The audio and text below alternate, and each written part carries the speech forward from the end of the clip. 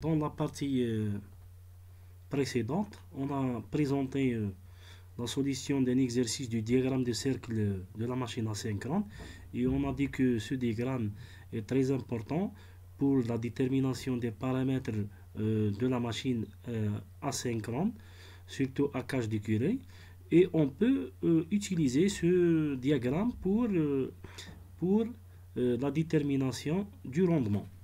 Donc on va continuer dans cette partie la solution de l'exercice. On a tracé précédemment le diagramme de cercle à partir des essais à vide et essais en court-circuit. Donc à partir de ces deux essais, on a trouvé le point à vide, le point A, puis on a trouvé le point à rotor carré. À partir de cette distance entre le point à vide et le point MC, on a trouvé le médiatrice. Donc la médiatrice nous a permis de déterminer le centre du cercle. Donc finalement on trace le demi-cercle pour le fonctionnement en moteur. La chose la plus importante que le tracé de ce diagramme de cercle, si on trace, on fait la liaison entre le point A et le point MC, donc on passe par le point M l'infini. C'est un point théorique, mais il est très important pour la détermination de l'inductance de la machine. On a dit précédemment que ce diagramme est utilisé pour la détermination des paramètres, notamment la résistance rotorique pour la machine à cage du Curie. Sachant que le rotor de la machine à cage du Curie est inaccessible. Donc dans cette partie, on va continuer. On a été arrêté à la question 4. Donc on trouver le courant IA nominal et le facteur de puissance nominale. Donc pour cet exercice ou cette question, on peut utiliser la puissance utile, sachant que la puissance utile du moteur est 70 kW. Donc on peut convertir cette puissance utile à un courant. Donc on divise par racine de 3 la tension composée. Donc on trouve un courant de 6, donc bien sûr ce courant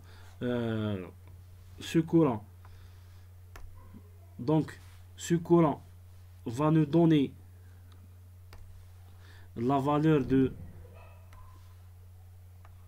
80,6 ampères. Donc ce courant par la suite sera converti à une distance. Donc on divise par l'échelle qui est 12,5 cm. On trouve une distance notée MNG. Cette distance, elle représente dans le diagramme de cercle la puissance utile. Et on a dit précédemment que la puissance utile est la distance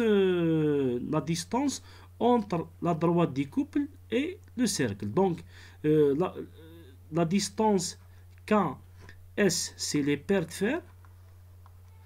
La distance SL, c'est les paires de joules au niveau du stator. Et la distance LG, c'est les paires de joules au point de fonctionnement nominal au niveau du rotor. Donc c'est les paires de joules rotoriques. Donc la distance MNK,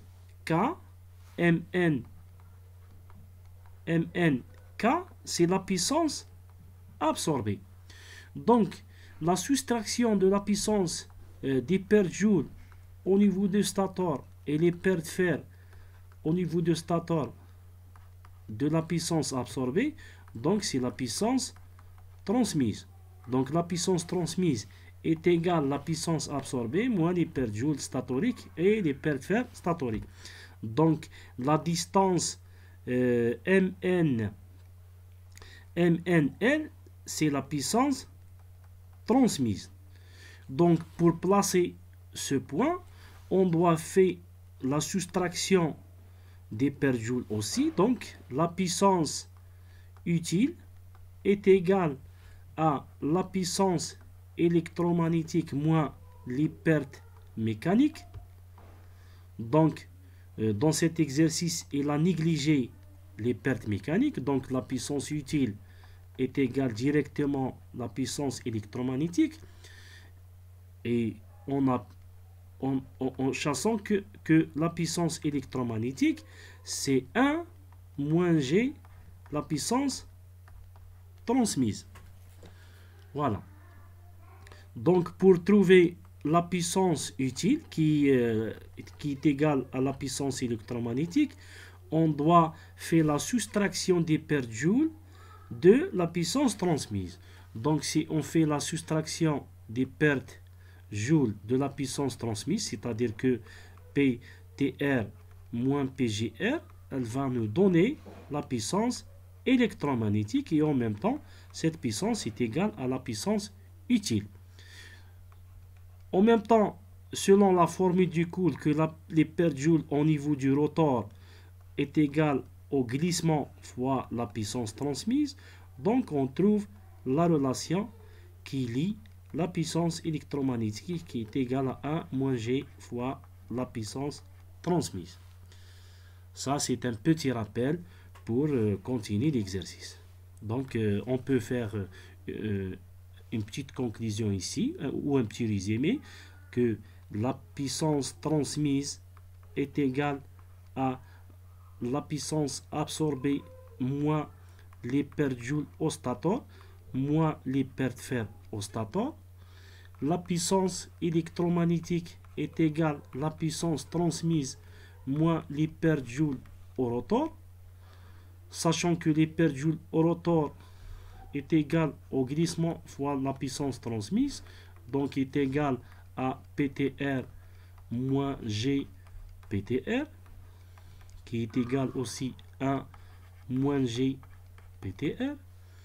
Et finalement, on a la puissance utile est égale à la puissance électromagnétique moins les pertes mécaniques. Dans notre exercice, les pertes mécaniques est égale à 0, donc la puissance utile est égale à la puissance électromagnétique. Et en même temps, la puissance électromagnétique est égale à 1 moins G moins la puissance transmise. Voilà. Donc pour notre exercice, il a demandé de calculer le courant nominal. Donc le courant nominal, c'est pour la puissance nominale. Donc on peut utiliser la puissance nominale. Cette puissance, on va transférer cette puissance utile à un courant. Donc on divise par, puisque le diagramme de cercle, c'est un diagramme du courant. Donc on doit diviser par la racine de temps, c'est un diagramme par phase, donc on doit diviser par 3, la racine de 3 fois la tension, donc on trouve un courant de 80,6 ampères. Donc on convertit ce courant par la division sur l'échelle, donc on trouve 6,46. Ce courant, il représente la puissance utile. Et sachant que la puissance utile, c'est la distance mng. Donc, on doit placer cette distance. On compte cette distance à partir de G. Donc, on trace une distance de 6,46 cm. Donc, si on place cette distance, qui est 6,46 cm, on trouve l'intersection avec le point Mn qui va nous donner l'extrémité du courant absorbé par le stator, c'est-à-dire au primaire. Donc on peut tracer les courants. Donc en sachant que le courant primaire est égal, est égal au courant à vide, c'est un courant constant, plus le courant I2' ou le courant rotorique. Donc cette distance, c'est le courant rotorique I2', et celle-ci, c'est la distance MO, Mn, c'est le courant absorbé par le moteur au niveau du stator. Donc si on mesure la distance MNO,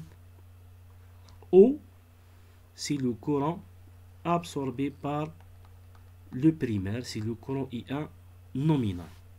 Donc on continue. Donc on mesure la distance.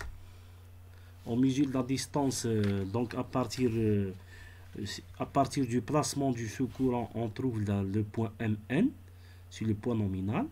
On mesure la distance OMN, donc qui est de 8,4 cm. On multiplie par l'échelle. On doit convertir cette distance à un courant réel. Donc on multiplie par 12,5 cm. On trouve 105 ampères. C'est-à-dire que cette distance, c'est 105 ampères en réalité. Donc par la suite, le cosinus phi, on peut utiliser la distance du courant I1 nominal. Voilà, et cette distance. Donc on peut calculer le courant, le cosinus phi 1 nominal. Donc c'est la distance OM divisé par OMN. Donc on trouve un cosinus phi 1 nominal de 0,86. Par la suite, il demande de calculer le glissement. Dans la question 5, il a commencé par le calcul du glissement. Donc, il a demandé de calculer le glissement nominal. Donc, l'utilisation des formules précédentes nous permet de déterminer le glissement. Donc, à partir de la puissance utile, on a dit que la puissance utile est égale à la puissance électromagnétique qui est égale en même temps à 1 - g fois la puissance transmise. Sachant que dans la machine, il y a un rendement dit le rendement du rotor. Le rendement du rotor est égal à 1 - g. C'est un facteur très important qui nous permet de déterminer le glissement nominal. Ce rendement du rotor, c'est la division. Donc si on trace par exemple le rotor ici, donc le rotor il reçoit une puissance transmise ici. Il fournit à la sortie une puissance électromagnétique qui est égale, dans d'autres cas, c'est la puissance utile. Donc le rendement du rotor ici, NR, est égal à P utile ou PEM divisé par la puissance transmise. Donc sachant que la puissance utile est égale à ici la puissance électromagnétique et c'est la distance MNG, donc c'est la distance MNG divisé par la puissance transmise, c'est la distance MNL. Voilà, c'est MNL. Donc c'est la puissance transmise. Voilà, cette distance, c'est la puissance transmise qui est égale à la puissance absorbée moins les pertes joule au stator moins les pertes fer au stator. Donc c'est MNL. Donc cette distance va nous donner une valeur de 0, voilà, c'est donc le rendement du rotor, c'est NR qui est égal à MNG. On mesure cette distance bien sûr par la règle, donc divisé par MNL. Voilà, c'est MNL. Donc on trouve une distance de 6,46 divisé par 6,68. Donc on trouve 0,967. Voilà. Sachant que ce rapport est égal aussi à M moins G. Donc 1 moins G, c'est le rendement du rotor, bien sûr G nominal, qui est égal à 0,967. Donc on peut déterminer le glissement directement, le glissement nominal, à partir de cette expression qui est égale à 0,0 33. Donc J nominal est égal à 3,3%. Voilà. Par la suite, il a demandé de calculer le couple électromagnétique. Donc le couple électromagnétique directement est égal, donc c'est le couple, il a demandé de calculer donc le couple électromagnétique. Revenons à l'exercice. Voilà, il a demandé de calculer le couple utile. Voilà, c'est le couple utile.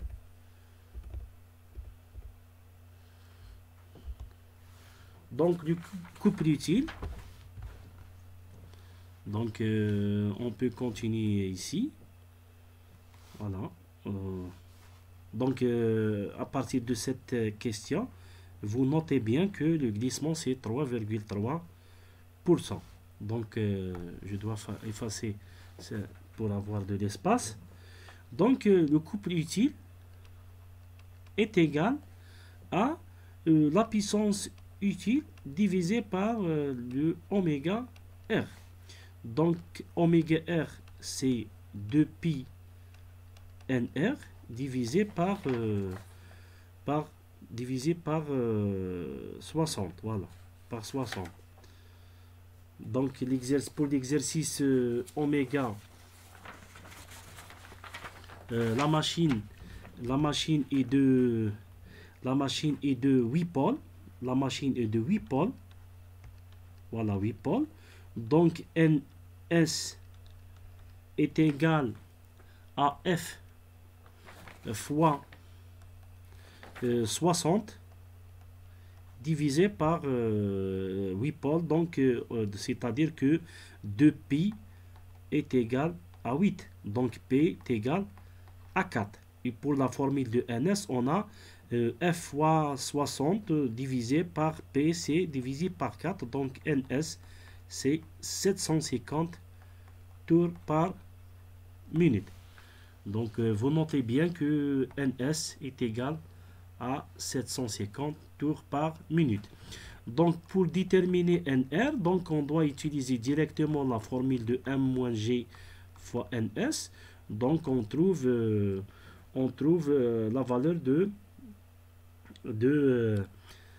1 moins 0,0333 fois NS, c'est 750.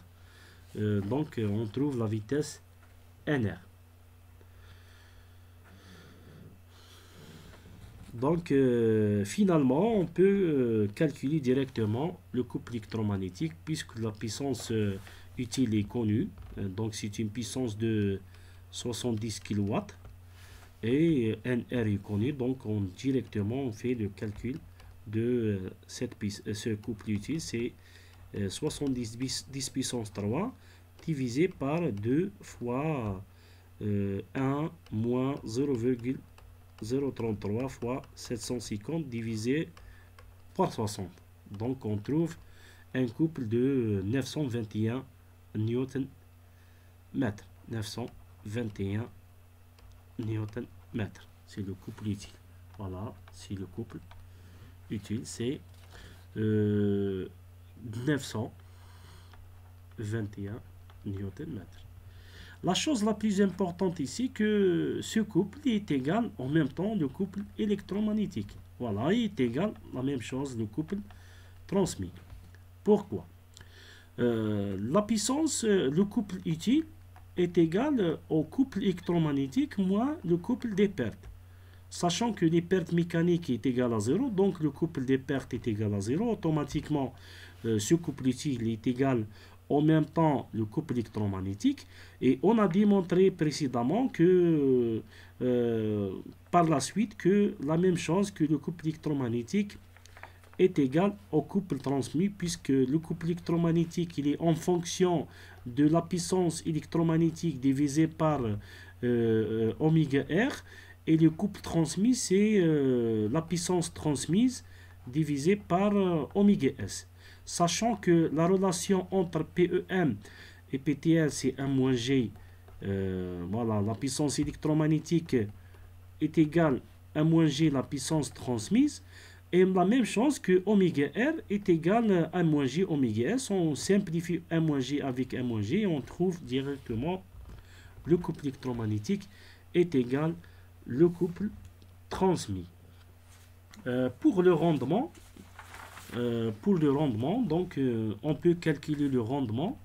Le rendement est égal à la puissance utile divisée par la puissance absorbée. Donc c'est la distance Mn G, c'est Mn G divisé par la puissance absorbée, c'est Mn K.